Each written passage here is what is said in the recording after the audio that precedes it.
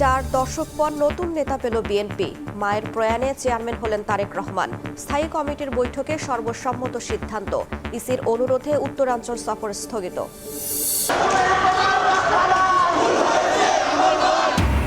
মুসাব্বির হত্যার বিচার দাবিতে বিক্ষোভ, খুনের পেছনে নির্বাচন বিরোধীদের সন্দেহ বিএনপির।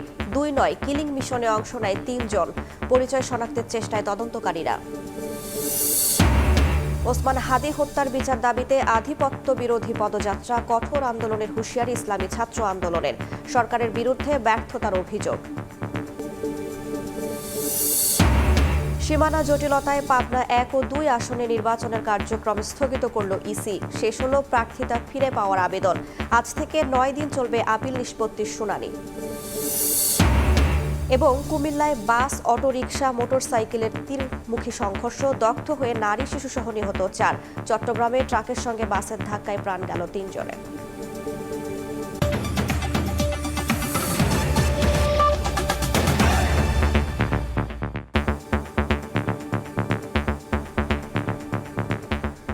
প্রবাসের সময়ের সঙ্গে আছি আমি রাইসা জান্নাত।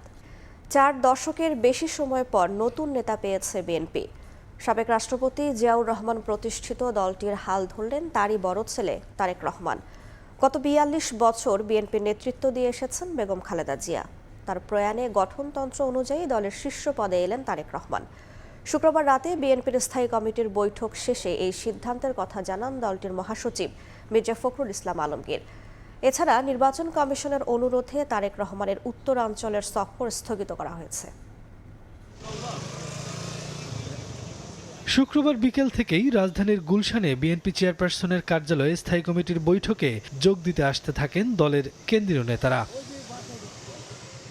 তারেক রহমানের সভাপতিত্বে কয়েক ঘণ্টার বৈঠকে আলোচনা হয় দলের নেতৃত্ব থেকে শুরু করে নির্বাচনকালীন কার্যক্রম নিয়েও। বৈঠক শেষে দলের মহাসচিব জানান, বেগম জিয়ার মৃত্যুর পর চেয়ারপারসনের শূন্য পদে দায়িত্ব দেওয়া হয়েছে তার ছেলে তারেক রহমানকে। আনুষ্ঠানিকভাবে দলের চেয়ারম্যানের দায়িত্ব নিয়েছেন তিনি। দলের ভারপ্রাপ্ত চেয়ারম্যান জনাব তারেক রহমান চেয়ারম্যানের দায়িত্ব গ্রহণ করায় সন্তোষ প্রকাশ করেছে আলহামদুলিল্লাহ, এবং চেয়ারম্যান দল পরিচালনার ক্ষেত্রে যেন সফল হতে পারেন সেই জন্য সবাই দোয়া করেছে। এদিকে নির্বাচন কমিশনের অনুরোধে তারেক রহমানের উত্তরাঞ্চলে সফর স্থগিত করা হয়েছে। নির্বাচন কমিশনের অনুরোধে বাংলাদেশ জাতীয়তাবাদী দলের চেয়ারম্যান জনাব তারেক রহমান আগামী 11 জানুয়ারি 2026 থেকে জাতীয় নেতা মৌলানা আব্দুল হামিদ খান ভাসানী ও 2024-এর ছাত্রগণ অভ্যুত্থানে শহীদ আবু সাইদ সহ অন্যান্য শহীদদের প্রতি শ্রদ্ধা জানানোর জন্য তাদের কবর জিয়ারত এবং কিছু পারিবারিক দায়িত্ব পালনের জন্য দেশের উত্তরাঞ্চলের কয়েকটি জেলা সফর করবেন বলে সিদ্ধান্ত নেওয়া হয়েছিল। এ ব্যাপারে নির্বাচন কমিশনের অনুরোধে বাংলাদেশ জাতীয় দলের চেয়ারম্যানের এই সফর স্থগিত ঘোষণা করা হয়েছে। ব্রিফিংয়ে বিএনপির মহাসচিব বলেন, নির্বাচন বানচালে একটি মহল দেশে হত্যাকাণ্ড চালাচ্ছে। এ বিষয়ে সরকারকে ব্যবস্থা নেওয়ার আহ্বান জানান তিনি। নির্বাচনকে বিভিন্নভাবে প্রশ্নবিদ্ধ করার জন্য, বানচাল করার জন্য একটা মহল বিভিন্নভাবে চক্রান্ত করছে। সকল প্রকার উদ্যোগ গ্রহণ করার জন্য, সক্রিয় কার্য প্রক্রিয়া নেওয়ার জন্য আমরা আবারও সরকার এবং নির্বাচন কমিশনকে আহ্বান জানাচ্ছি। এদিন তারেক রহমানের সঙ্গে সাক্ষাৎ করতে আসেন পাকিস্তান ও অস্ট্রেলিয়ার হাইকমিশনার এবং জার্মানির রাষ্ট্রদূত। প্রত্যেকের সঙ্গে বৈঠক করেন ঘণ্টাব্যাপী। বৈঠকে আন্তর্জাতিক উন্নয়ন পরিকল্পনা ও দেশগুলোর সঙ্গে সম্পর্ক উন্নয়ন করার বিষয়ে আলোচনা হয় বলে জানান তারেক রহমানের পররাষ্ট্র বিষয়ক উপদেষ্টা Humayun Kabir. Tarek Rahman is an important political leader not just of Bangladesh but of the region. তো এই রিজনের একজন গুরুত্বপূর্ণ নেতা হিসাবে ওনাকে বিবেচনা করা হচ্ছে এবং আন্তর্জাতিক মহল বিশেষ করে ওনার দেশে আসার পরে তারা এখন আগ্রহ নিয়ে সাক্ষাৎ করতেছে। এছাড়া অনেক দিন পর দেশে একটি ভালো নির্বাচন অনুষ্ঠিত হবে বলেও কূটনীতিকেরা প্রত্যাশার কথা জানিয়েছেন বলে জানান হুমায়ুন কবির। শফিকুজ্জামান রুবেল, সময় সংবাদ, ঢাকা। অবশেষে ভারমুক্ত হলেন তারেক রহমান, নির্বাচিত হলেন বিএনপির চেয়ারম্যান।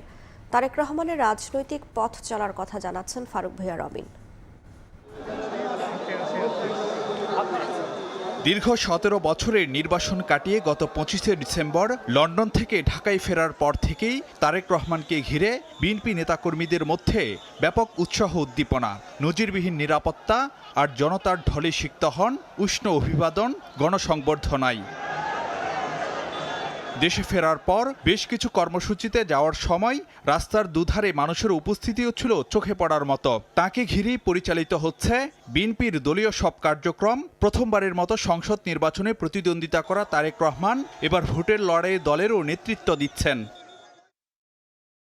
১৯৬৫ সালের ২০ নভেম্বর জন্ম নেয়া তারেক রহমান সামরিক শাসক এরশাদ বিরোধী আন্দোলন থেকেই রাজপথে সক্রিয়। ১৯৮৮ সালে বগুড়ার গাবতলী উপজেলা ইউনিটের সদস্য হিসেবে আনুষ্ঠানিকভাবে যুক্ত হন বিএনপির রাজনীতিতে। ১৯৯১ সালের নির্বাচনে বেগম জিয়া যে ৫টি আসনে নির্বাচন করেছিলেন সেগুলোর দেখভালের দায়িত্বেও ছিলেন তারেক রহমান। ২০০১ সালের নির্বাচনের পর তার প্রভাব বাড়ে বিএনপিতে। ২০০২ সালে তাকে দলের সিনিয়র যুগ্ম মহাসচিব করা হয়। সে সময় তৃণমূল পর্যায়ে নিজের সাংগঠনিক কার্যক্রম ও যোগাযোগ বাড়ান তারেক রহমান। মাঠ পর্যায়ে গণসংযোগ ও কর্মী সমর্থকদের সঙ্গে মতবিনিময়ে ব্যস্ত রাখেন নিজেকে। ২০০৭ সালের পট পরিবর্তনের পর ১/১১ সরকারের আমলে গ্রেফতার ও ব্যাপক নির্যাতনের শিকার হন তারেক রহমান। এক পর্যায়ে জামিন নিয়ে ২০০৮ সালের সেপ্টেম্বরে উন্নত চিকিৎসার জন্য যুক্তরাজ্যে যান তিনি। ২০০৯ সালে দলীয় সম্মেলনে লন্ডনে থাকা তারেক রহমানকে বিএনপির সিনিয়র ভাইস চেয়ারম্যান করা হয়। ধীরে ধীরে আবারও রাজনীতিতে সক্রিয় হতে থাকেন তারেক রহমান। লন্ডন থেকে ভার্চুয়ালি যুক্ত হন বিভিন্ন কর্মসূচিতে। ২০১৮ সালে বেগম জিয়াকে কারাগারে পাঠানো হলে দলের ভারপ্রাপ্ত চেয়ারম্যান হিসেবে ঘোষণা করা হয় তারেক রহমানকে। আওয়ামী লীগ সরকারের বিরুদ্ধে মাঠের কর্মসূচিতে বিদেশ থেকে দলকে নেতৃত্ব দেন তিনি। ২০২৪ সালের গণ অভ্যুত্থানে রাজপথের কর্মসূচি আর পরিকল্পনায় বিভিন্ন পক্ষের সঙ্গে যোগাযোগ রাখেন। দীর্ঘ ১৭ বছর পর দেশে ফেরার মাত্র ৫ দিনের মাথায় মাকে হারান তারেক রহমান। বেগম জিয়ার মৃত্যুতে ৩০ ডিসেম্বর শূন্য হয় বিএনপি চেয়ারপারসনের পদ। অবশেষে দলের সর্বোচ্চ ফোরাম স্থায়ী কমিটির বৈঠকে সে পদে নতুন নেতা ঘোষণা করল বিএনপি। আর তাতে ভারমুক্ত হলেন এতদিনের ভারপ্রাপ্ত চেয়ারম্যান। মায়ের পর বাবার গড়া দলের সর্বোচ্চ পদে আসীন হলেন ছেলে তারেক রহমান। ফারুক ভিয়া রবিন, সময় সংবাদ, ঢাকা। স্বেচ্ছাসেবক দলের নেতা মুসাব্বির হত্যায় নির্বাচন বিরোধীদের সন্দেহ করছে বিএনপি। ভোট বানচালের কোনো চক্রান্ত সফল হবে না বলেও সাফ জানান দলটির নেতারা। একের পর এক রাজনৈতিক হত্যাকাণ্ড ঘটলেও সরকারের পক্ষ থেকে কার্যকর পদক্ষেপ নেই বলে অভিযোগ বিএনপি নেতাদের। এদিকে মুসাব্বির হত্যার বিচার দাবিতে রাজধানীতে বিক্ষোভ করেছেন এলাকাবাসী ও নেতাকর্মীরা।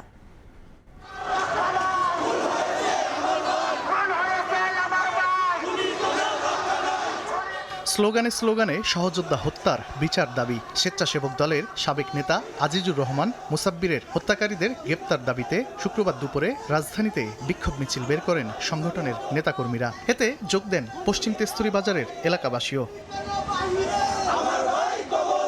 এদিন রাজধানীর পান্থপথে মুসাব্বিরের বাসায় গিয়ে পরিবারের স্বজনদের প্রতি সমবেদনা জানান বিএনপির স্থায়ী কমিটির সদস্য সালাউদ্দিন আহমদ। পরে তিনি সাংবাদিকদের বলেন, মুসাব্বিরের পরিবারের দায়িত্ব নিয়েছেন বিএনপির শীর্ষ নেতা তারেক রহমান। যারা নির্বাচন চায় না, এই হত্যায় তাদের হাত আছে কিনা তা খতিয়ে দেখার আহ্বান জানান সালাউদ্দিন। যারা গণতন্ত্র চায় না, নির্বাচন চায় না এবং নির্বাচনকে যারা অনিশ্চিত করতে পারলে লাভবান হবে, সেই জাতীয় কোনো অপশক্তি এর পিছনে আছে কিনা সেটা খতিয়ে দেখতে হবে। তবে আমরা ঘটনার সুষ্ঠু তদন্তের জন্য দাবি করেছি। চট্টগ্রামে এক অনুষ্ঠানে বিএনপির স্থায়ী কমিটির আরেক সদস্য আমির খসরু মাহমুদ চৌধুরী বলেন, নির্বাচন বানচাল করার জন্য অনেকে চেষ্টা করছে, কিন্তু তারা সফল হবে না। আমরা একটা সুস্থ নির্বাচনের দিকে যাচ্ছি। নির্বাচন বানচাল করার জন্য অনেকে চেষ্টা করেছেন, পারে নাই। এখনো চেষ্টা করছেন, পারবে না ইনশাআল্লাহ। একই দিন বিএনপি মহাসচিব বলেছেন, দেশের একের পর এক রাজনৈতিক হত্যাকাণ্ড ঘটলেও সরকারের পক্ষ থেকে কার্যকর পদক্ষেপ নেই। শুক্রবার সকালে ঠাকুরগাঁও শহরে নিজ বাসভবনে মতবিনিময় সভা শেষে মির্জা ফখরুল সাংবাদিকদের বলেন, সবাই নির্বাচনের জন্য অপেক্ষায় থাকলেও আইন শৃঙ্খলা পরিস্থিতি সন্তোষজনক নয়। গোটা দেশের মানুষ তো অপেক্ষা করছে নির্বাচনের জন্য, কিন্তু আইন শৃঙ্খলা পরিস্থিতি যেটা দাঁড়িয়েছে সেটাতে আমি আপনার খুব সন্তুষ্ট হতে পারছি না। কারণ যে হারে রাজনৈতিক নেতৃবৃন্দকে খুন করা হচ্ছে, বিশেষ করে আমাদের দলের কয়েকজন নেতাকে হত্যা করা হয়েছে, খুন করা হয়েছে।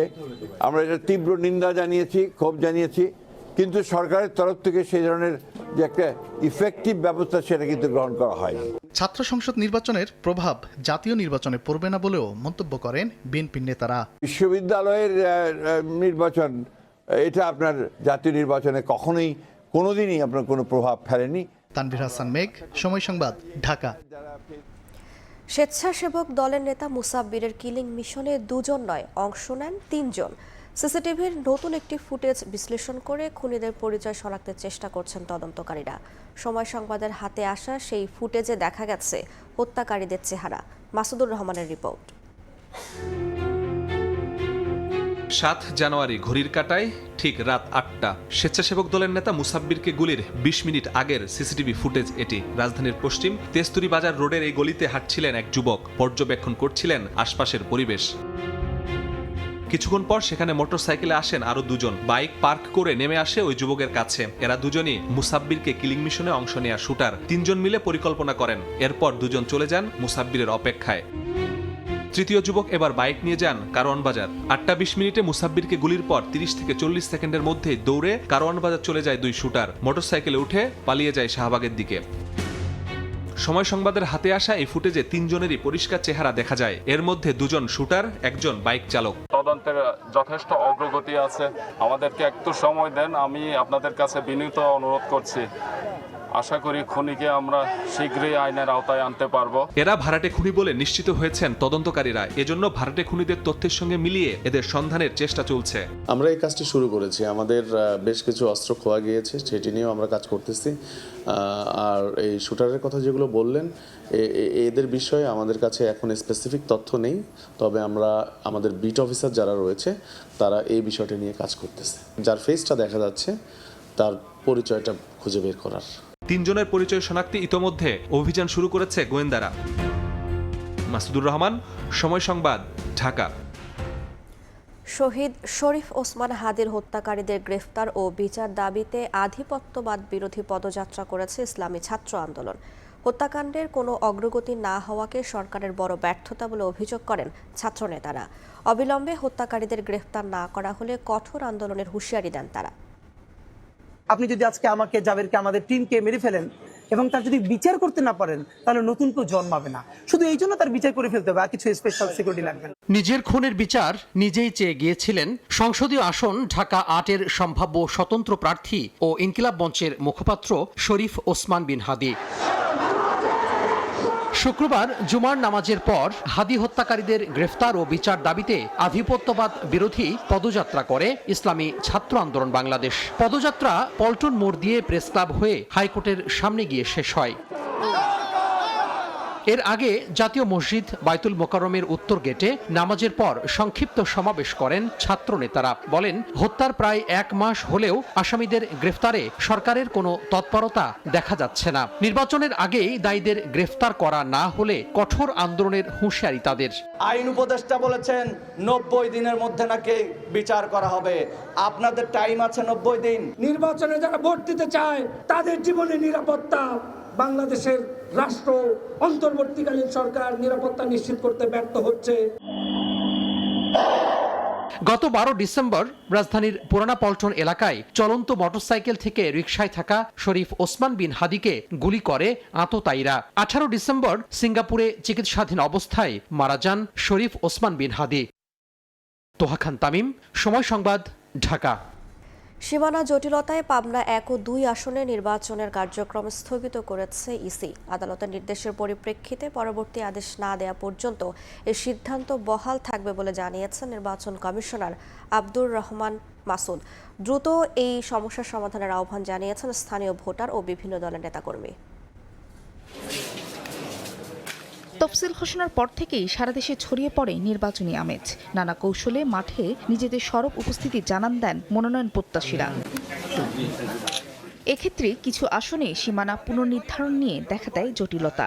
তেমনি 2 আসন পাবনা 1 ও 2। বৃহস্পতিবার আদালতের আদেশের পরিপ্রেক্ষিতে এই 2 আসনে নির্বাচনী কার্যক্রম আপাতত স্থগিত রাখার সিদ্ধান্ত নেয় নির্বাচন কমিশন। আদালত পরবর্তী আদেশ না দেওয়া পর্যন্ত এই সিদ্ধান্ত বহাল থাকবে বলে জানিয়েছেন কমিশনার আব্দুল রহমানেল মাসুদ।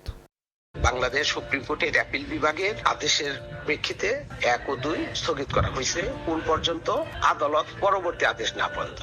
নির্বাচনী কার্যক্রম আপাতত স্থগিতের সিদ্ধান্তে অনেকটাই হতাশ এলাকাবাসী ও বিভিন্ন দলের নেতাকর্মীরা। ভোটে অংশ নিতে দ্রুত সীমানা সংক্রান্ত জটিলতার সমাধান চান তারা। জোরাত করে বলছি, আপনারা আমাদেরকে ভোট দেওয়ার সুযোগটা করে দিন। ভোট মানুষের মৌলিক অধিকার, দেশের জনগণের ক্ষতিতে দেশের সরকার দরকার। সাথিয়া ও বেড়া উপজেলার একটি পৌরসভা ও 4টি ইউনিয়ন নিয়ে গঠিত পাবনা 1 আসন, অন্যদিকে বেড়ার বাকি অংশ এবং সুজানগর নিয়ে পাবনা 2 আসন। ফাহরিয়া ফারজানা, সময় সংবাদ। জাতীয় নির্বাচনে প্রার্থিতা ফিরে পেতে আবেদন শেষ হয়েছে। নির্বাচন কমিশনে 6 শতাধিক আপিল আবেদন জমা পড়েছে। আপিল নিষ্পত্তির শুনানি শনিবার থেকে শুরু হয়ে চলবে 18 জানুয়ারি পর্যন্ত। ত্রয়োদশ জাতীয় সংসদ নির্বাচনে মনোনয়নপত্র গ্রহণ ও বাতিলের বিরুদ্ধে আপিলের শেষ দিনেও নির্বাচন কমিশনে প্রার্থীদের দীর্ঘ লাইন। শুক্রবার সকাল থেকেই রাজধানীর আগারগাঁও নির্বাচন কমিশন ভবনে আপিল আবেদন জমা দেন মনোনয়ন প্রত্যাশীরা। রিটার্নিং অফিসারের সিদ্ধান্তের বিরুদ্ধে আপিল করতে আসা প্রার্থীদের বেশিরভাগেরই অভিযোগ 1% ভোটারের স্বাক্ষর সংক্রান্ত জটিলতা ও যাচাই প্রক্রিয়া নিয়ে। 1% সমর্থনের যে বিষয়টা ভোটারদের, সে কারণে মূলত আমার মনোনয়নটা বাতিল করা হয়েছে। 1% ভোটারের অসঙ্গতি যেখানে তিনি দেখিয়েছেন, সেখানে বলেছেন যে 6 জন ভোটারের তথ্য যাচাই করেছেন, কিন্তু আমাকে কোনো তথ্য দেওয়া হয়নি। 1% যেটা সমর্থন দেখাতে হয়, সে তারা এখানে কি রকম একবার বললো যে 2 জনের সিগনেচার নাই। তালিকা অনুযায়ী তারা যাচাই বাছাই করতে গিয়েছে। আমার কাছে মনে হচ্ছে ব্যাপারটা আসলে স্বচ্ছ হয়নি। আমার যিনি প্রস্তাবকারী ছিলেন উনি অন্য একটি আসনের ভোটার। এখানে আমার মহাসচিব স্যারের স্বাক্ষর রয়েছে, কিন্তু সভাপতি স্বাক্ষর নেই বিধায় তিনি আমার মনোনয়নটি অবৈধ ঘোষণা করেছেন। মহাসচিবের নাম চেঞ্জ করার জন্য, ওই জন্য বাতিল হয়েছে। ইসিতে দায়ের হওয়া আপিলগুলোর শুনানি 10 জানুয়ারি থেকে শুরু হয়ে চলবে 18 জানুয়ারি পর্যন্ত।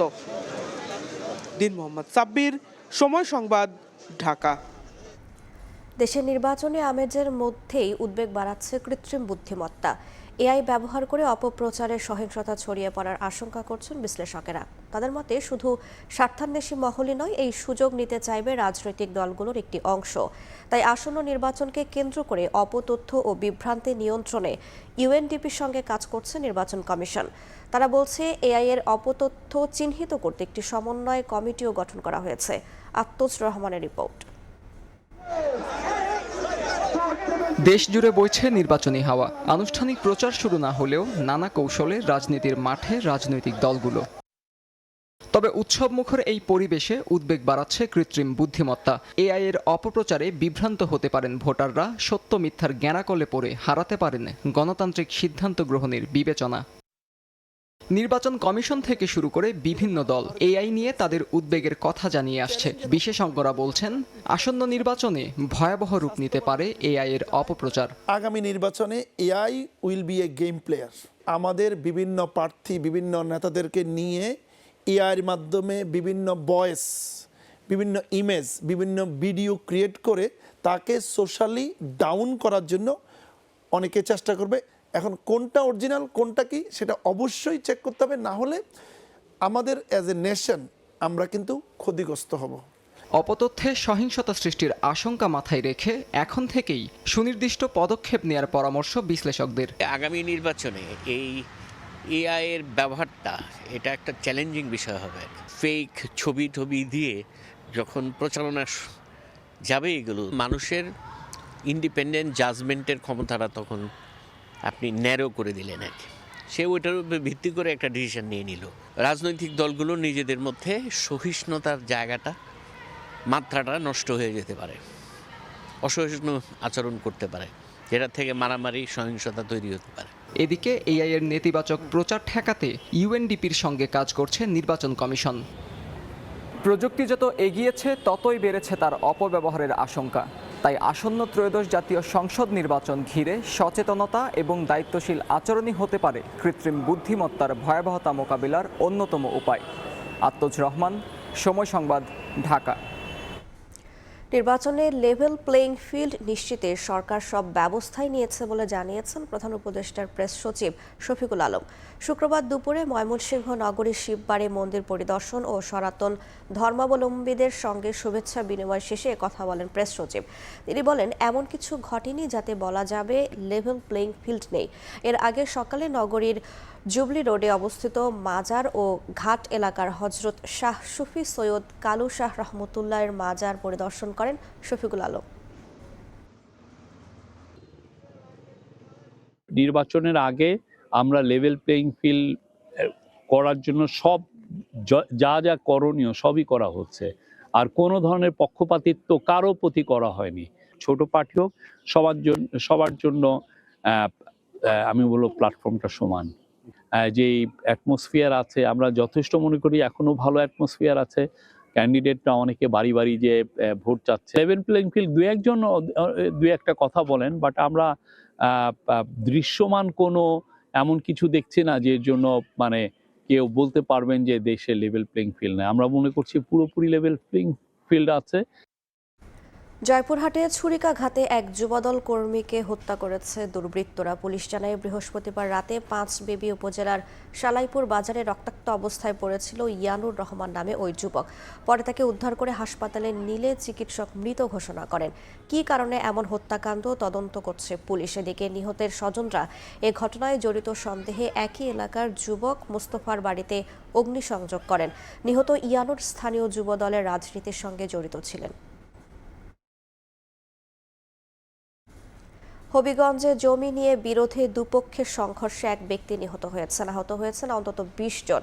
স্থানীয়রা জানায়, লাখাইয়ে ফরিদপুর গ্রামের শাহাবুদ্দিন মিয়া ও কিশোরগঞ্জে অষ্টগ্রামের আদমপুর গ্রামের আলাল মেম্বারের মাঝে দীর্ঘদিন ধরে জমি নিয়ে বিরোধ চলছিল। শুক্রবার সকালে আলাল মেম্বারের লোকজন বিরোধপূর্ণ জমিতে ধান রোপণ করতে গেলে শাহাবুদ্দিনের লোকজন বাধা দেয়। এ নিয়ে উভয় পক্ষের লোকজন অস্ত্র নিয়ে সংঘর্ষে জড়ায়। এ সময় গুরুতর আহত ইরাজ মিয়াকে উদ্ধার করে হবিগঞ্জ সদর হাসপাতালে নেওয়া হলে তাকে মৃত ঘোষণা করা হয়। খবর পেয়ে পরিস্থিতি নিয়ন্ত্রণে আনে পুলিশ।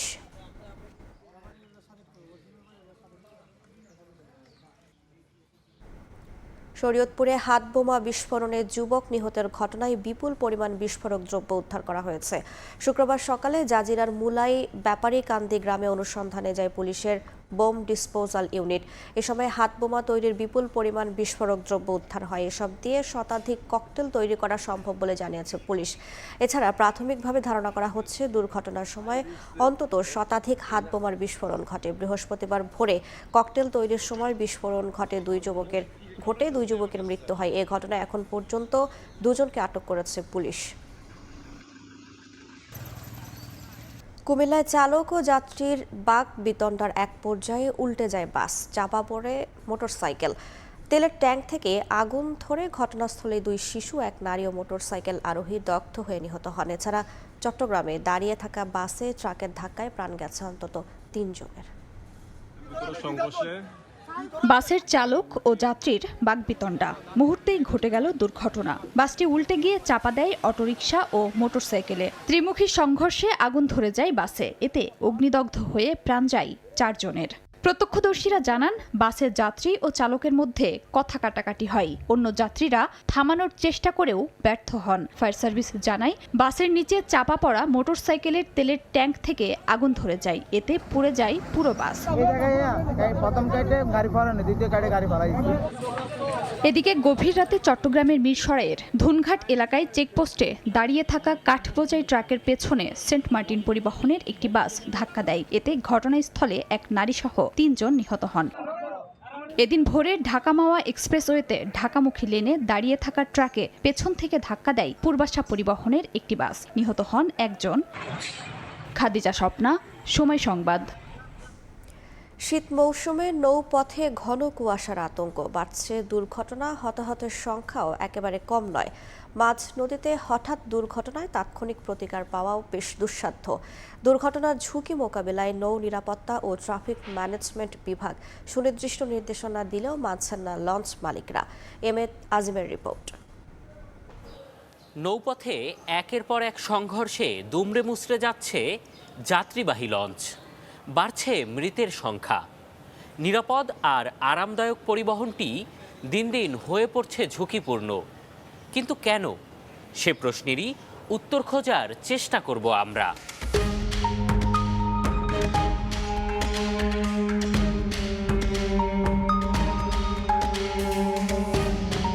শীত বাড়ছে, কুয়াশার ঘনত্ব গভীর হচ্ছে নদীপথে, বেড়েই চলছে দুর্ঘটনা। আর এই দুর্ঘটনার ঝুঁকি মোকাবেলায় বাংলাদেশ অভ্যন্তরীণ নৌ পরিবহন কর্তৃপক্ষের সুনির্দিষ্ট নির্দেশনায় বলা আছে, দৃষ্টিসীমা 100 মিটারের কম হলে কোনো অবস্থাতেই চালানো যাবে না নৌযান। 100 মিটারের বেশি হলে সচল রাখতে হবে যাত্রীবাহী লঞ্চের রাডার, VHF, জরুরি ও ফগ লাইট এবং হর্ন ব্যবস্থা। তবে নির্দেশনা কাগজে থাকলেও বাস্তবে না মানার প্রবণতা লঞ্চ পরিচালকদের। রাডার, ফগলাইট বা ইকো সাউন্ডার ছাড়াই ঝুঁকি নিয়ে চলছে নৌযানগুলো। তবে হাজারো মানুষের জীবন ঝুঁকিতে ফেলা এসব লঞ্চ কর্তৃপক্ষের অজুহাতের শেষ নেই। এবছর এটা করছে বেশি, মানে রাডারের উপরে BWDA জোরটা বেশি দিছে, তো লাগাবো আমরাও। একটা রাডার লাগাইতে প্রায় 3-4 লাখ টাকার উপরে জায়গা।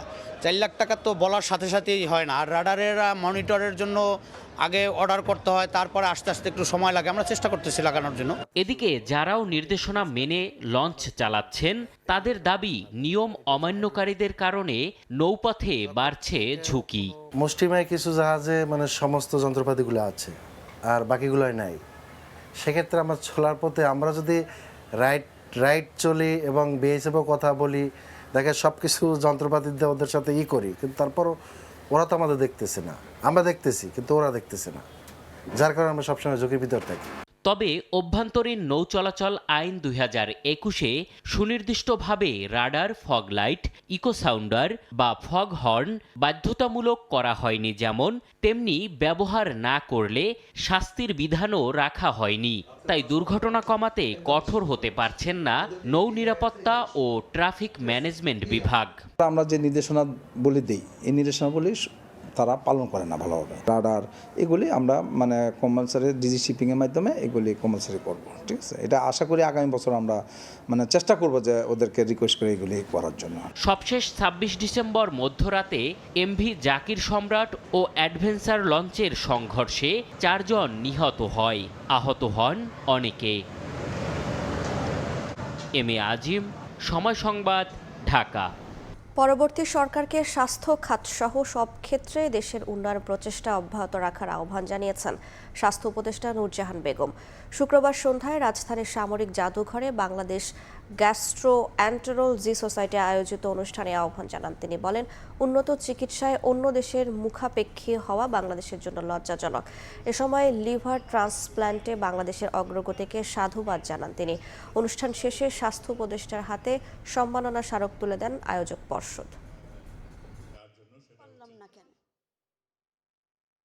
ওনাদের যদি সক্ষমতা থাকে আমরা সক্ষম হইলাম না কেন? যখন প্রতিবেশী আমাদের জন্য দরজাটা বন্ধ করে দেন, ভিসা দেব না ঘোষণা করেন, আমার খুব লজ্জা লাগে যে কেন আমাকে ওই দেশে যেতে হবে। আপনাদের কাছে আমার অনুরোধ থাকবে, আমরা গুনে গুনে আর সম্ভবত 33 দিন আছি, এরপর আমরা চলে যাব। আপনারা আপনাদের চেষ্টাটা অব্যাহত রাখেন। আপনারাই হলেন এটার একমাত্র কারিগর, আপনারাই এটা পারেন, যাতে আমাদের দেশের মানুষকে প্রতিবেশী দেশে যেতে না হয়। ভাঙাচোরা সড়ক আর ধুলোবালিতে নাকাল শরীয়তপুর পৌরসভার বাসিন্দারা। দীর্ঘদিন বেহাল পড়ে থাকলেও সংস্কারে নেই কোনো উদ্যোগ। খানাখন্দে ভরা সড়ক দিয়ে চলাচলে ভোগান্তিতে বাসিন্দারা। অবশ্য পৌর কর্তৃপক্ষ জানিয়েছে, টেন্ডার প্রক্রিয়া শেষ করে চলতি বছরের জুনের মধ্যে শুরু হবে সড়ক মেরামতের কাজ। BM ইসরাফিলের তথ্য, ছবিতে রিপোর্ট। সড়ক জুড়ে খানাখন্দ, ধুলোবালিতে একাকার, অস্বাস্থ্যকর পরিবেশ। চলাচলে অযোগ্য প্রায় রাস্তাটি শরীয়তপুরের পৌর এলাকার। পাকামাথা থেকে আটং এবং উত্তরবাজার থেকে কানার বাজার, প্রায় 10 কিলোমিটার সড়কের বিভিন্ন স্থান ভাঙাচোরা।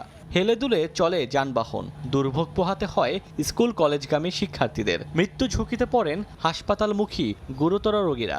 স্থানীয়দের অভিযোগ, বছরের পর বছর এমন বেহাল অবস্থায় থাকলেও দেখার নেই কেউ।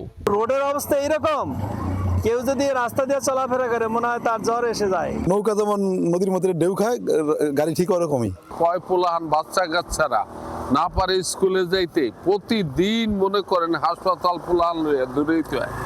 দোকানের ভিতরে আমরা থাকতে পারি না, বসতে পারি না, শ্বাসকষ্ট হয়ে যায়।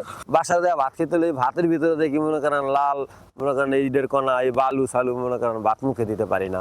অবশ্য পৌর কর্তৃপক্ষ শোনালো আশ্বাসের বাণী, জানায় টেন্ডার প্রক্রিয়া শেষ করে জুনের মধ্যে শুরু হবে সড়ক মেরামতের কাজ। জানুয়ারির মধ্যে কন্ট্রাক্ট হবে এবং 30 জুনের মধ্যে দুটা কাজই সমাপ্ত হবে বলে আমি আশা করছি। 1985 সালে গঠিত হয় শরীয়তপুর পৌরসভা। 2005 সালে প্রথম শ্রেণীতে উন্নীত করা হয়। সময় সংবাদ, শরীয়তপুর। মাদারীপুরে 12 কোটি টাকা ব্যয়ে নির্মাণ করা হয়েছে সমন্বিত বর্জ্য ব্যবস্থাপনা ইউনিট। এটি চালু হলে প্ল্যান্ট থেকে বর্জ্য প্রক্রিয়াজাতের মাধ্যমে তৈরি হবে জৈব সার। স্বল্প দামে এই সার প্রান্তিক চাষিরা ব্যবহার করতে পারবেন কৃষি জমিতে। বাড়বে ফসল উৎপাদন, তৈরি হবে কর্মসংস্থানও। প্রকল্পটির মাধ্যমে পরিচ্ছন্ন পরিবেশ বান্ধব পৌর শহর গড়ে উঠবে বলে আশা জনস্বাস্থ্য প্রকৌশল অধিদপ্তরের। সঞ্জয় কর্মকার অভিজিতের রিপোর্ট, ছবি তুলেছেন শাহাদাত আকুন। মাদারীপুরের শিবচর পৌরসভার চর শ্যামাইল ও শ্যামাইল মৌজায় 2.68 একর জমিতে 2023 সালে নির্মাণ শুরু হয় বর্জ্য ব্যবস্থাপনা ইউনিট। প্রায় 12 কোটি টাকা ব্যয়ে কাজটি নির্মাণ শুরু করে টার্ন নামে একটি ঠিকাদারি প্রতিষ্ঠান। নির্মাণ কাজ শেষও হয়েছে, এখন শুধু উদ্বোধনের অপেক্ষায়। শিবচর পৌরসভার বাসাবাড়ি থেকে প্রতিদিন ময়লা আবর্জনা সংগ্রহ করে এই ইউনিটের মাধ্যমে প্রক্রিয়াজাত করে উৎপাদন হবে জৈব সার, যা স্বল্প দামে এখান থেকে কিনে জমিতে ব্যবহার করলে ফসল উৎপাদন বাড়ার আশা প্রান্তিক চাষিদের। এতে প্রতি বছর সাশ্রয় হবে কোটি কোটি টাকা, আর এটি চালু হলে তৈরি হবে কর্মসংস্থান, বলছেন স্থানীয়রা। এটা যদি বাস্তবায়িত হয় তাহলে এখান থেকে যে উৎপাদিত জৈব সার সেটা বাংলাদেশের কৃষিতে কিছুটা হলে উপকার আসবে। জৈব সারটা আমরা অল্প দামে পাবো। জৈব সারটা যদি আমরা খেতে দেই তাহলে আমরা ফসলটা ভালো পাবো। বায়ু দূষণ রোধ ও পরিবেশ বান্ধব পৌর শহর গড়ে তুলতেই এই প্রকল্প ব্যাপক ভূমিকা রাখবে বলে জানান ঠিকাদারি প্রতিষ্ঠানের প্রতিনিধি ও কর্তৃপক্ষ। রাসায়নিক সার জমির ক্ষতি করে, কিন্তু জৈব সারটা জমির জন্য জমি উর্বর করে, যার কারণে হচ্ছে আমাদের এই প্রজেক্টটা হাতে নেওয়া এবং এলাকার মানুষের বেশ কিছু মানুষের এখানে কর্মসংস্থানের সৃষ্টি হবে, এলাকার মানুষ উপকৃত হবে।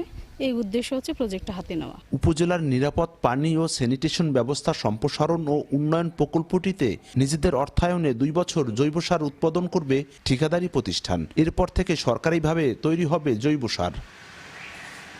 এটি জেলার প্রথম সমন্বিত বজ্র ব্যবস্থাপনা ইউনিট। আধুনিক শিবচর পৌরসভা গড়ার লক্ষ্যে 2026 সালে এটি চালুর কথা বলছে জনস্বাস্থ্য প্রকৌশল অধিদপ্তর। সঞ্জয় কর্মকার, অভিজিৎ, সময় সংবাদ, মাদারীপুর। 140 ধরনের লক্ষাধিক ফুলের সমারোহ দেখে মনে হবে যেন রঙিন গালিচা। চট্টগ্রামের ডিসি পার্কে শুরু হয়েছে মাসব্যাপী দেশের বৃহত্তম ফুল উৎসব। এবারও 15 থেকে 20 লাখ দর্শনার্থীর সমাগমে আশা প্রশাসনের। এ যেন এক ফুলের রাজ্য, যতদূর চোখ যায় শুধু ফুল আর ফুল। মাসব্যাপী ফুল উৎসব ঘিরে লক্ষাধিক ফুলের সমারোহে সেজেছে চট্টগ্রামের সীতাকুণ্ডের ডিসি পার্ক। দেশি বিদেশি 140 ধরনের রঙিন ফুলে সেজেছে মেলা প্রাঙ্গণ। জেলা প্রশাসনের উদ্যোগে শুক্রবার সকালে চতুর্থবারের মতো এই ফুল উৎসবের উদ্বোধন করা হয়। এবার 194 একর বিস্তৃত ডিসি পার্কে ফুলের গালিচায় সাজিয়ে তোলা হয়েছে। যতটুকু দেখছি অনেক এনজয় করছি, ভালো লাগছে, চারপাশ দেখি। আশা করব চট্টগ্রামবাসীর জন্য এই পার্কটি হবে একটি অসাধারণ পার্ক। ফুল উৎসব কেন্দ্র করে দর্শনার্থীদের জন্য নতুন আকর্ষণ হিসেবে যুক্ত হয়েছে জিপ লাইন সহ ক্লাইম্বিং ট্রি। সেই সঙ্গে থাকছে গ্রামীণ মেলা, বই ও ঘুড়ি উৎসব। মাসব্যাপী আয়োজনে 15 থেকে 20 লাখ মানুষের সমাগমের আশা আয়োজকদের। আমাদের বাড়ির সামনে যে ফুলগুলো আছে সেগুলো সাধারণত গোলাপ, জবা, এর বাইরেও যে আমাদের দেশে আরো অনেক ফুল আছে। আমাদের এখানে যারা ইয়াং জেনারেশন তারা আসবে, তারা ফুলগুলোকে চিনবে। এত বিশাল বিভিন্ন প্রকার ফুলের যে সমারোহ, এটা মানে যে কোনো পর্যটককে আকর্ষণ করে। এবারের মেলায় প্রতিদিন বিকেল 4টা থেকে রাত 8টা পর্যন্ত চলবে বর্ণিল সাংস্কৃতিক অনুষ্ঠান। পার্থপ্রতিম বিশ্বাস, সময় সংবাদ, চট্টগ্রাম। তৃণমূলের তথ্য প্রযুক্তি দফতরে ইডির অভিযানের প্রতিবাদে বিজেপির বিরুদ্ধে আন্দোলন শুরু করেছে তৃণমূল কংগ্রেস। লাগাতার আন্দোলনের প্রথম দিনে প্রায় ৮ কিলোমিটার পথ হেঁটে মিছিল করেন দলনেত্রী মমতা বন্দ্যোপাধ্যায়। সাংবিধানিক পদে থেকে কেন্দ্রীয় তদন্তকারী সংস্থার কাজে বাধা দেওয়ার অভিযোগে এদিনও মমতাকে তীব্র আক্রমণ করেন বিজেপি ও কংগ্রেস নেতারা। চলতি বছর মে জুন মাসে রাজ্যটির বিধানসভা ভোট, তার আগে এই ইস্যুতে রাজ্যের রাজনীতিতে উত্তাপ ছড়িয়ে পড়েছে। বিস্তারিত জানাচ্ছেন সুব্রত আচার্য, ছবি তুলেছেন বিশ্বজিৎ দাস। দক্ষিণ কলকাতার যাদবপুরে প্রায় ৮ কিলোমিটার পথ পায়ে হেঁটে বিজেপির বিরুদ্ধে এই প্রতিবাদ মিছিলের নেতৃত্ব দেন রাজ্যের মুখ্যমন্ত্রী মমতা বন্দ্যোপাধ্যায়। মিছিলে মমতার পাশে দেখা যায় অভিনেতা ও সাংসদ দেব, অভিনেতা সোহম, কাঞ্চন মল্লিক সহ আরও বেশ কয়েকজন অভিনেত্রীকেও। দীর্ঘ মিছিল এগিয়ে চলে যাদবপুর 8B বাসস্ট্যান্ডের দিকে। আর রাস্তার দুই ধারে ছিলেন হাজারো মানুষ। কেউ বাসার জানালা দিয়েও হাত নেড়ে প্রতিবাদে সামিল হন। মিছিল শেষে প্রতিবাদ সভায় বক্তব্য রাখতে গিয়ে কেন্দ্রীয় বিজেপি সরকারকে কার্যত তুলোধুনো করেন তৃণমূল নেত্রী। যদিও মমতার বিরুদ্ধেও একই রকমভাবে সংবিধান না মেনে ইডির অভিযানে বাধা দেওয়ার অভিযোগ তোলেন বিজেপি ও কংগ্রেস নেতৃত্ব। কয়লার টাকা কে খায়? অমিত শাহ খায়, হোম মিনিস্টার। বেশি লাগালে কিন্তু বলে দিচ্ছি, আমার কাছে সব পেন ড্রাইভ করা আছে, আমি কিন্তু ভান্ডা ফাঁস করে দেবো। ফাইল ছিনিয়ে নিয়ে গেলেন কারণ তিনি বাঁচাতে চান তার দলের স্ক্যামের সঙ্গে যুক্ত, যারা হাওয়ালার সঙ্গে যুক্ত, তাদের রক্ষা করতে। কেন্দ্রীয় তদন্তকারী সংস্থা কোনো একটা বেসরকারি জায়গায় রেড করতে যাচ্ছেন, সেখানে মাননীয় মুখ্যমন্ত্রী পুলিশ বাহিনীদের নিয়ে, আমলাদের নিয়ে পৌঁছে যাচ্ছেন। এ কোন নিয়মানুবর্তিতা? কলকাতায় তৃণমূলের প্রতিবাদ মিছিলে উপস্থিত অনেকেই কেন্দ্রীয় সরকারের বিরুদ্ধে বাংলা ভাষা ও বাঙালিদের প্রতি একচোখা নীতির সমালোচনা করেন। শুধু বাংলা না, বাংলার বাইরে যারা বাংলা ভাষা বলছে তাদেরকে বাংলাদেশি বলছে। ওরা বাংলাকে জানে না, ওরা বাঙালিকে জানে না। বৃহস্পতিবার সকালে পশ্চিমবঙ্গে আলোচিত কয়লা পাচার মামলায় দিল্লি ও কলকাতা সহ বেশ কয়েকটি জায়গায় অভিযান চালায় কেন্দ্রীয় তদন্তকারী সংস্থা ইডি। কলকাতার লাউডন স্ট্রিটে তৃণমূল কংগ্রেসের তথ্য প্রযুক্তির দায়িত্বে থাকা আইপ্যাকের কর্ণধার প্রতীক জৈনের বাড়িতে ইডির তল্লাশির সময় সেখানে প্রবেশ করেন মমতা বন্দ্যোপাধ্যায়। সেখান থেকে সবুজ রঙের একটি গুচ্ছ ফাইল ও কম্পিউটারে হার্ড ড্রাইভ নিয়ে আসেন তিনি। এ ঘটনা নিয়ে যদিও উভয় পক্ষই আদালতের দ্বারস্থ হয়েছে। সুব্রত আচার্য, সময় সংবাদ, কলকাতা। ভয়াবহ দাবানল ছড়িয়ে পড়েছে জাপানের মাউন্ট ওগি বনাঞ্চলে। পাহাড়ের মাঝখানে ধোঁয়ার কুণ্ডলী দেখতে পেয়ে দমকল বাহিনীকে খবর দেন অঞ্চলটির বাসিন্দারা। পরে স্থানীয় কর্তৃপক্ষ নিশ্চিত করে আবাসিক এলাকা থেকে 150 মিটার দূরে ছড়িয়ে পড়েছে দাবানল। এরই মধ্যে বাসিন্দাদের নিরাপদ স্থানে সরে যেতে নির্দেশ দিয়েছে প্রশাসন। পরিস্থিতি নিয়ন্ত্রণে মোতায়েন করা হয়েছে বেশ কয়েকটি হেলিকপ্টার, তবে এখনও ক্ষয়ক্ষতির কোনো খবর পাওয়া যায়নি।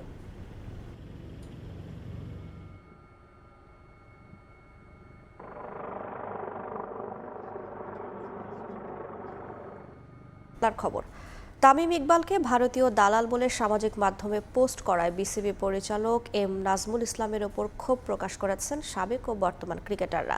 বিসিবির পক্ষ থেকে কারণ দর্শানোর নোটিশ দেয়া হচ্ছে পরিচালক নাজমুল ইসলামকে। জানা গেছে তামিম ইকবালও প্রস্তুতি নিচ্ছেন আইনি ব্যবস্থা নেয়ার। মোস্তাফিজ ইস্যুতে কঠোর অবস্থানে বিসিবি। নিরাপত্তা ইস্যুতে ফিসকে আইপিএল থেকে বাদ দেয়ায় ভারতে বিশ্বকাপ খেলতে না যাওয়ার ব্যাপারে অনড় বোর্ড। এমতাবস্থায় কিছুটা বোর্ড বিরোধী মন্তব্য করেন টাইগারদের সাবেক অধিনায়ক তামিম ইকবাল। তার করা মন্তব্য নিয়ে চলছে পক্ষে বিপক্ষে সমালোচনা। এর মাঝে তামিমকে নিয়ে বিস্ফোরক মন্তব্য করেন বিসিবি পরিচালক এম নাজমুল ইসলাম। ভারতে বিশ্বকাপ খেলতে না যাওয়ার ব্যাপারে আরও ভেবেচিন্তে সিদ্ধান্ত নেওয়া উচিত ছিল, এমন মন্তব্য করেছিলেন তামিম ইকবাল। তাই তাকে ভারতীয় দালাল বলে সামাজিক মাধ্যমে পোস্ট করেন, আর তাতে ক্ষুব্ধ হয়ে ওঠে ক্রিকেট পাড়া। বিষয়টি নজরে আসার পর আনুষ্ঠানিকভাবে প্রতিবাদ জানিয়েছে cricketers welfare association of Bangladesh. সাবেক ও বর্তমান ক্রিকেটারদের সংগঠনটি বিজ্ঞপ্তিতে লিখেছে, বাংলাদেশের ক্রিকেট ইতিহাসের সফলতম ওপেনার যিনি 16 বছর ধরে ক্রিকেট খেলেছেন তাকে নিয়ে এমন মন্তব্য করায় কোয়াব ক্ষুব্ধ, বিস্মিত ও স্তব্ধ। এ বিষয়ে বিসিবি সভাপতির নিকট প্রতিবাদ লিপি পাঠানো হয়েছে বলেও উল্লেখ করা হয় বিজ্ঞপ্তিতে। একই সঙ্গে সামাজিক মাধ্যমে প্রতিবাদ জানিয়েছেন বর্তমান ও সাবেক ক্রিকেটাররা। সাইফুদ্দিন তার ফেসবুক পেজে কোয়াবের দেয়া বিজ্ঞপ্তি তুলে ধরেন, এ বিষয়ে দ্রুত বোর্ড সভাপতির দৃষ্টি কামনা করেন। পেসার রোবেল হোসেন তার বিবৃতিতে বলেন, নাজমুল ইসলাম, আপনার দ্বিমত পোষণ ও সমালোচনার অধিকার আছে, তবে আপনি যে দায়িত্বশীল চেয়ারে আছেন সেটা মনে না রেখে মন্তব্য করেছেন, যা ঠিক নয়। এমন পজিশনে থেকে কি মন্তব্য করা উচিত তার ন্যূনতম জ্ঞান নেই বলেও মন্তব্য করেন রোবেল। তার ডিরেক্টর হওয়ার যোগ্যতা নিয়েও প্রশ্ন তুলেছেন। তাছাড়া তাইজুল ইসলাম, মমিনুল হকরা নাজমুল ইসলামের মন্তব্যের প্রতিবাদে পোস্ট করেছেন। জানা গেছে নাজমুল ইসলামকে বোর্ড থেকে কারণ দর্শানোর নোটিশ দেয়া হবে। তাছাড়া তামিম ইকবালও আইনি ব্যবস্থা নেওয়ার কথা ভাবছেন। তারেক হাসান শিমুল, সময় সংবাদ, ঢাকা। বিসিবি পরিচালক নাজমুল ইসলামের সাবেক অধিনায়ক তামিম ইকবালকে নিয়ে করা মন্তব্যের প্রতিবাদ জানিয়েছে ক্রিকেটার্স ওয়েলফেয়ার অ্যাসোসিয়েশন বাংলাদেশ। বোর্ডের সর্বোচ্চ পদে একজন সাবেক অধিনায়ক থাকার পরও নাজমুলের বিরুদ্ধে কোনো পদক্ষেপ না নেওয়াটা অগ্রহণযোগ্য। এদিকে ওয়ার্ল্ড ক্রিকেটার্স অ্যাসোসিয়েশনের সঙ্গে কথা বলে মোস্তাফিজকে আইনি সহায়তা ও ক্ষতিপূরণ আদায়ের কথা বলেছিলেন কোয়াব সভাপতি। তবে ফিজ চাননি বলেই আর কথা আগায়নি বলেও জানান মিঠুন। বাংলাদেশের ক্রিকেট প্রতিদিনই হাজির হয় নিত্য নতুন বিতর্ক নিয়ে। মোস্তাফিজের আইপিএল কিংবা বাংলাদেশের বিশ্বকাপে খেলা না খেলা ইস্যুর সুরাহা না হতেই নতুন নাটক। বাংলাদেশ দলের বিশ্বকাপে অংশ নেয়া নিয়ে তামিম ইকবালের মন্তব্যের জেরে বিসিবি পরিচালক নাজমুল ইসলাম তাকে ভারতের দালাল বলে আখ্যায়িত করেন। জাতীয় দলের ক্রিকেটাররা সামাজিক মাধ্যমে যার প্রতিবাদ জানান। সাবেক অধিনায়কের পাশে এসে দাঁড়িয়েছে cricketers welfare association of Bangladesh. একজন বোর্ড পরিচালকের সাবেক অধিনায়ককে নিয়ে করা মন্তব্যের নিন্দা জানিয়েছে কোয়াব। দায়িত্বশীল কোনো জায়গায় যারাই থাকে তাদের কোড অফ কন্ডাক্ট থাকা উচিত। আপনি যখন একটা দায়িত্বশীল জায়গায় বসে আছেন, আপনার অফিসে কিন্তু আপনার জবাবদিহিতা আছে, আপনি চাইলেই কিন্তু অনেক কিছু বলতে পারবেন না। তো এই বিষয়টা সবার ক্ষেত্রেই প্রযোজ্য হওয়া উচিত। আমরা এটা নিন্দা জানাই। এটা শুধু তামিম ইকবাল না, বাংলাদেশের কোনো ক্রিকেটারকে নিয়েই এই ধরনের মন্তব্য করাটা উচিত। অথচ ক্রিকেট বোর্ডের সর্বোচ্চ পদে আছেন জাতীয় দলের একজন সাবেক অধিনায়ক। বিসিবিতে আরো 2 সাবেক অধিনায়ক কাজ করছেন পরিচালক হিসেবে। এরপরও নাজমুল ইসলামের বিরুদ্ধে এখনো পর্যন্ত কোনো ব্যবস্থা না নেয়ায় ক্ষুব্ধ কোয়াব সভাপতি। ক্রিকেটকে প্রোটেক্ট করার দায়িত্ব আমাদের। 2 জন এক্স ক্যাপ্টেন যখন প্রেসিডেন্ট এবং ভাইস প্রেসিডেন্ট পদে আছেন, তারপরেও সেই ক্রিকেট বোর্ড থেকে এই ধরনের কথা যখন বলে, এখন আমি জানি না ওনারা কোনো ধরনের স্টেপ নিয়েছেন কি না, বা ওনারা এটা নিয়ে কি করবেন, বাট এটা আসলে সত্যি গ্রহণযোগ্য নয়। মোস্তাফিজকে আইপিএল থেকে বাদ দেওয়ার পর কোয়াব এগিয়ে এসেছিল তাকে সাহায্য করতে। যোগাযোগ করে ওয়ার্ল্ড ক্রিকেটার্স অ্যাসোসিয়েশনের সঙ্গে, কিন্তু ফিজ না চাওয়াতেই বিষয়টি আর এগোয়নি বলে জানান কোয়াব প্রেসিডেন্ট। ওয়ার্ল্ড ক্রিকেট অ্যাসোসিয়েশন থেকে আমাদেরকে কনফার্ম করেছিল যদি মোস্তাফিজ চাই ওকে লিগ্যাল অ্যাডভাইজার দিয়ে, তাদের সারা ওয়ার্ল্ডে লিগ্যাল অ্যাডভাইজার আছে, তাদেরকে দিয়ে তারা বিসিসিআইয়ের সঙ্গে যোগাযোগ করে তাকে তো পুরাটা অ্যারেঞ্জ করে দিতে পারবে না, যতটুকু সম্ভব ক্ষতিপূরণ তারা ব্যবস্থা করে দিবে। কিন্তু সেটা পরে আমরা মোস্তাফিজের সঙ্গে যখন যোগাযোগ করি, মোস্তাফিজ এই জিনিসটা নিয়ে, কারণ এটা দেখেন সম্পূর্ণ ওর ব্যক্তিগত ডিসিশন, যখন ও বলেছে ভাই এখন আপাতত থাক, যদি আমার প্রয়োজন হয় আমি জানাবো, সেই জন্যে আমরা এই জিনিসটা নিয়ে আর ফার্দার মুভ করি নেই। আপাতত বিসিবি কি পদক্ষেপ নিচ্ছে সেটাই দেখার অপেক্ষায় কোয়াব। আমরা ক্রিকেটারদের স্বার্থ দেখতে চাচ্ছি। সাজিদ মুস্তাহিদ, সময় সংবাদ, সিলেট। সময় যত গড়াচ্ছে ততই অনিশ্চিত হয়ে পড়ছে বাংলাদেশের টি-20 বিশ্বকাপ মিশন। আইসিসি থেকেও ইতিবাচক বার্তা না আসার সম্ভাবনা বেশি। এমনকি গুঞ্জন আছে টাইগারদের শর্টার ফরম্যাটে মেগা আসর খেলতে হলে যেতে হবে ভারতে। সূচি অনুযায়ী নির্ধারিত ভেন্যুতে খেলতে হবে সব ম্যাচ, কিন্তু নিজেদের সিদ্ধান্তেই অনড় বিসিবি। আইসিসির কাছ থেকে মেইলের আনুষ্ঠানিক উত্তর পাওয়ার পর শনিবার নিজেদের করণীয় নিয়ে আবারও আলোচনায় বসবেন বোর্ড কর্তারা। কদিন আগেও সবকিছু ছিল ঠিকঠাক, পর্যাপ্ত প্রস্তুতিটাও নিচ্ছিল বাংলাদেশ। কথা ছিল 28 জানুয়ারি টাইগাররা যাবে ভারতে, তবে বিসিসিআইয়ের এক বিতর্কিত সিদ্ধান্ত ওলটপালট করে দিল পরিস্থিতি। আইসিসির দিকে চেয়ে আছে বিসিবি, যদিও সেখান থেকেও ভালো বার্তা পাওয়ার সম্ভাবনা অনেক কম। বিশ্বকাপ শুরু হতে বাকি 1 মাসেরও কম সময়। 7 ফেব্রুয়ারি উদ্বোধনী দিনই কলকাতায় ওয়েস্ট ইন্ডিজের মুখোমুখি হওয়ার কথা টাইগারদের। কিন্তু ফিসকে সরিয়ে দেওয়ার পর এখন নিরাপত্তা ইস্যুতে ভারতে যেতেই চাইছে না বাংলাদেশ। যদিও সর্বোচ্চ নিরাপত্তা দেওয়ার প্রতিশ্রুতি দিয়েছিল আইসিসি, তবে শুধু বিসিবি নয়, বাংলাদেশ সরকারের উচ্চ পর্যায়েও এখন না যাওয়ার সিদ্ধান্তে অনড়। বাংলাদেশ কেন যাবে না ভারতে সে কারণ জানিয়ে বৃহস্পতিবার আইসিসির কাছে চিঠি পাঠায় বিসিবি। যদিও এখনো আসেনি আনুষ্ঠানিক কোনো উত্তর, তবে গুঞ্জন পরিস্থিতি যাচ্ছে বাংলাদেশের বিপক্ষেই। স্বল্প সময়সূচি বদলাতে চায় না বিশ্ব ক্রিকেটের নিয়ন্ত্রক সংস্থা। এমনকি শোনা যাচ্ছে ভারতে বাংলাদেশের ম্যাচ ভেন্যু বদলানোর বিষয়েও নিজেদের অবস্থান থেকে সরে যাচ্ছে আইসিসি। বাংলাদেশ দল যদি ভারতে যায় তাহলে তাদের খেলতে হবে সূচি অনুযায়ী নির্ধারিত ভেন্যুতেই। আর যদি টুর্নামেন্টে অংশ না নেয় বাংলাদেশ, তবে ম্যাচ না খেলেই পয়েন্ট পেয়ে যাবে প্রতিপক্ষরা, আর বিসিবির ক্ষতির পরিমাণটা দাঁড়াবে কয়েক কোটি। ওয়েস্ট ইন্ডিজ ছাড়াও বিশ্বকাপে ইতালি ও ইংল্যান্ডের বিপক্ষে ম্যাচেও সূচি অনুযায়ী কলকাতায় খেলার কথা বাংলাদেশের। নেপাল ম্যাচ মুম্বাইতে, তবে এমন পরিস্থিতিতে ভারত গেলে ক্রিকেটারদের সর্বোচ্চ নিরাপত্তা নিশ্চিত করলেও বাংলাদেশি দর্শক কিংবা গণমাধ্যম কর্মীদের নিরাপত্তাও থাকবে বিসিবির বড় চিন্তার কারণ। তাই আইসিসির চিঠির উত্তর পাওয়ার পর আবারও শনিবার আলোচনায় বসবেন ভোটকর্তারা। অনলাইনে সেখানে যুক্ত থাকতে পারেন আইসিসির প্রতিনিধিরাও। আর এই মিটিং থেকেই বিশ্বকাপ নিয়ে চূড়ান্ত সিদ্ধান্ত নেবে বাংলাদেশ ক্রিকেট বোর্ড। তামিম হোসেন, সময় সংবাদ। এ পর্যায়ে শীর্ষ সংবাদগুলো জানিয়ে দিচ্ছি আরেকবার। 4 দশক পর নতুন নেতা পেল বিএনপি। মায়ের প্রয়াণে চেয়ারম্যান হলেন তারেক রহমান। স্থায়ী কমিটির বৈঠকে সর্বসম্মত সিদ্ধান্ত। ইসির অনুরোধে উত্তরাঞ্চল সফর স্থগিত।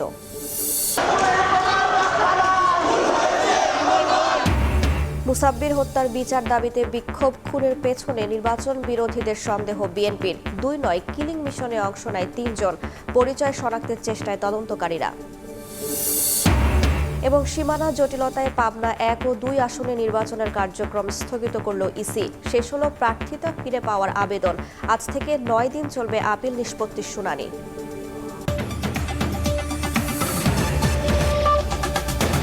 এই ছিল প্রবাসের সময়ের সঙ্গেই থাকুন সময়ের।